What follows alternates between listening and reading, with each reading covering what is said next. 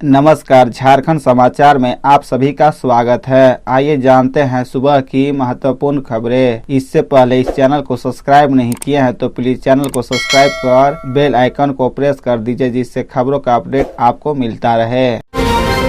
हजारीबाग के 1500 सरकारी स्कूलों में चलेगा स्किल इंडिया मिशन, विद्यार्थी बनेंगे सशक्त। उत्तरी छोटा नागपुर का प्रमंडलीय मुख्यालय जिला हजारीबाग के सभी सरकारी स्कूलों में निपुण भारत मिशन झारखंड कार्यक्रम चलेगा। अध्ययन 3 से 9 वर्ष के विद्यार्थियों पर विशेष ध्यान दिया जाएगा। वही कक्षा 5 के विद्यार्थियों को शिक्षक मातृभाषा आधारित पढ़ाई पर जोर देंगे। कार्यक्रम से राष्ट्रीय शिक्षा नीति को बढ़ावा मिलेगा। शिक्षा के ढांचे में परिवर्तन होंगे। जिले के सभी 16 प्रखंडों में स्थित लगभग 1500 स्कूल में निपुण भारत मिशन झारखंड कार्यक्रम चलेगा। इसके सफल संचालक को लेकर गुरुवार को हजारीबाग के जिला स्कूल सभागार में अधिकारियों को प्रशिक्षित किया गया।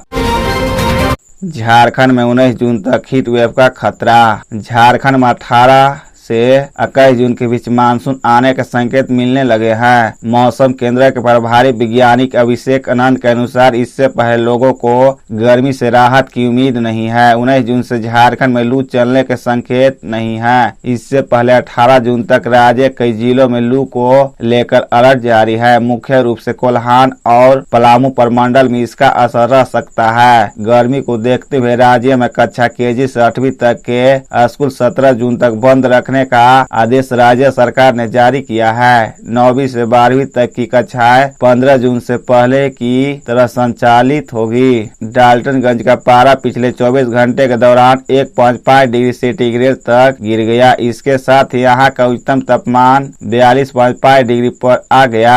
हालांकि अभी भी यहाँ का अधिकतम तापमान सामान्य से 5.6 डिग्री सेंटीग्रेड अधिक है। न्यूनतम तापमान 31.3 डिग्री दर्ज किया गया, जो सामान्य से 3.7 डिग्री सेंटीग्रेड अधिक है। बता दें कि आज डाल्टनगंज के न्यूनतम तापमान में भी 0.4 डिग्री सेल्सियस की गिरावट दर्ज की गई है। रांची के मंडार में बीजेपी का संयुक्त मोर्चा सम्मेलन। दीपक प्रकाश ने की तीसरी बार मोदी सरकार बनाने की अपील। राजधानी रांची के मंडार में बीजेपी का विधानसभा स्तरीय संयुक्त मोर्चा सम्मेलन का आयोजन हुआ। इस मौके पर प्रदेश अध्यक्ष सह सांसद दीपक प्रकाश ने राज्य की जनता से केंद्र में मोदी सरकार को तीसरी बार बनाने की अपील की। कहा कि पीएम मोदी के नेतृत्व में केंद्र सरकार के 9 साल सेवा, सुशासन और गरीब कल्याण को समर्पित रहे हैं। प्रदेश अध्यक्ष ने कहा कि मोदी सरकार ने विकास को तेजी से धरातल पर उतारा है। गांव, गरीब, किसान, दलित, वंचित और शोषित वर्ग को विकास की मुख्य धारा से जोड़ा है। साथ ही अनुसूचित जाति, जनजाति, युवा, महिला, अल्पसंख्यक और पिछड़े वर्ग के लिए उपलब्धियों का अंबार है। हम घर घर हर दरवाजे तक उसे लेकर जाएं। 60-40 नियोजन नीति छात्र क्यों है इसके विरोध में। झारखंड में 60-40 नियोजन नीति को लेकर झारखंड के छात्रों का आक्रोश बढ़ता ही जा रहा है। स्टूडेंट नेता बार बार इसे लेकर सरकार को चेतावनी दे रहे हैं। हाल ही में छात्र संगठनों ने इसके विरोध में 2 दिनों का झारखंड बंद का आह्वान किया था। इससे पहले भी कई बार छात्र सड़कों पर उतरकर अपनी नाराजगी जाहिर कर चुके हैं। वही इस मामले पर राज्य की सियासत भी गरमाई हुई है। भाजपा के नेताओं ने भी सदन के अंदर और बाहर खूब प्रदर्शन किया था। ऐसे में ये जानना जरूरी है कि 60-40 नियोजन नीति क्या है और स्टूडेंट इसका विरोध क्यों कर रहे हैं। झारखंड हाईकोर्ट ने बीते साल 2022 में हेमंत सरकार द्वारा बनाई नई नियोजन नीति को असंवैधानिक करार दे दिया था। इसके बाद वर्तमान मुख्यमंत्री ने कहा कि जरूरी पड़ी तो हम हाईकोर्ट के फैसलों को सुप्रीम कोर्ट में चुनौती देंगे। इसके बाद सभी छात्र विधानसभा का घेराव करने पहुंच गए। उस वक्त सीएम हेमंत सोरेन ने छात्रों को आश्वासन किया कि वह सुप्रीम कोर्ट में चुनौती नहीं देंगे।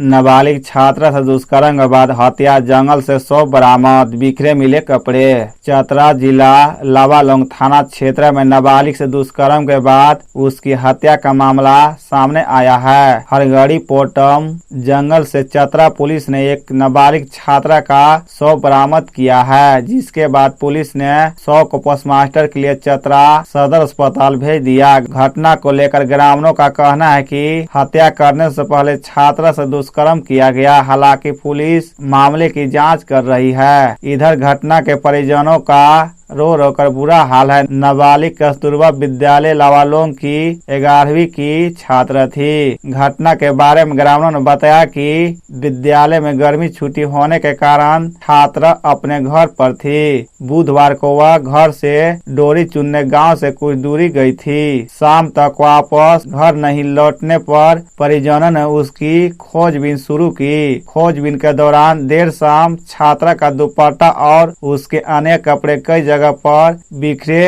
हुए मिले। कुछ दूरी पर उसका शव पड़ा हुआ था, जिसके बाद घटना की सूचना पुलिस को दे दी गई। बंगाल सरकार की तरफ बांग्लादेशी वोट इंपोर्ट कर रही हेमंत सरकार, रांची में बोले यूपी के सिद्धार्थनाथ सिंह। बीजेपी के महाजनसंपर्क अभियान को लेकर बीजेपी के नेताओं का जुटान इन दिनों झारखंड में है। उत्तर प्रदेश के पूर्व मंत्री सह प्रयागराज के विधायक सिद्धार्थनाथ सिंह रांची पहुंचे। पत्रकारों से बात करते हुए पूर्व मंत्री ने हेमंत सरकार पर जमकर निशाना साधा। कहा कि यह सरकार बंगाल की ममता सरकार की कार्बन कॉपी है। कहा कि चाहे वो आबकारी नीति के बारे में हो या खनन का मामला या त्रुटिकरण की राजनीतिक, सभी चीजें बंगाल से चुराई हुई लगती है। ऐसा लगता है कि वहाँ की परछाई यहाँ पर काम कर रही है। प्रयागराज विधायक सिद्धार्थनाथ सिंह ने कहा कि परिवारवाद ममता दीदी भी चलाती है और झारखंड में भी परिवारवाद है। ममता दीदी अवैध रूप से अपने भतीजे अभिषेक को लाभ पहुँचाती है और झारखंड में भी यही चल रहा है। खनन का मामला हो या और कुछ, सभी जगह इन्हें अपना परिवार ही दिखता है। पेड़ से टकराई तेज रफ्तार स्कॉर्पियो, एक बच्चे की मौत, 4 लोग घायल। गढ़वा कांडी मुख्य पथ पर सलगा गांव के बढ़िया मोड़ के पास गुरुवार की शाम कांडी की ओर जा रही काले रंग की क्लासिक S11 स्कॉर्पियो असंतुलित होकर सड़क किनारे आम के पेड़ से टकरा गई। टक्कर जोरदार थी। इस हादसे में भीषण नारायण सिंह, राहुल सिंह, अजय सिंह, नीतू देवी गंभीर रूप से घायल हैं, जबकि एक बच्चे की मौत घटनास्थल पर ही हो गई। इस हादसे के बाद ग्रामीणों की भीड़ उमड़ पड़ी। घायलों को अस्पताल में एडमिट कराया गया है। सूचना मिलते ही पुलिस मौके पर पहुंची। लोगों से पूछने पर पता चला है कि दुर्घटनाग्रस्त गाड़ी सोन नदी किनारे श्रीनगर के बगल के गांव दारी द निवासी भीषण नारायण सिंह पिता सुरेश सिंह की है। इसमें चालक भीषण नारायण सिंह के साथ बैठे राहुल सिंह, अजय सिंह, नीतू देवी गंभीर रूप से घायल हो गए हैं। वही एक छोटे बच्चे की घटनास्थल पर ही मौत हो गई।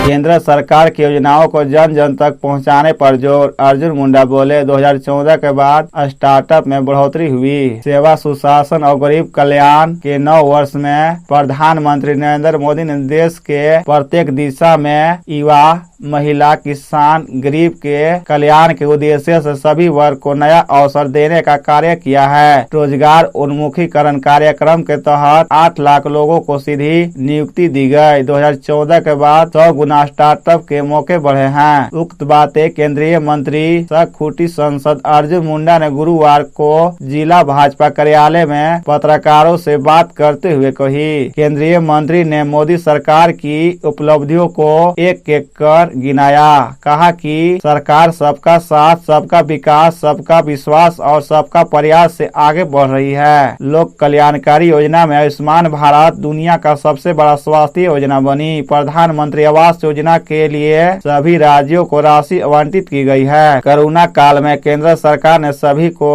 अनाज उपलब्ध कराना सुनिश्चित की। घर घर तक वैकेंसी पहुंची।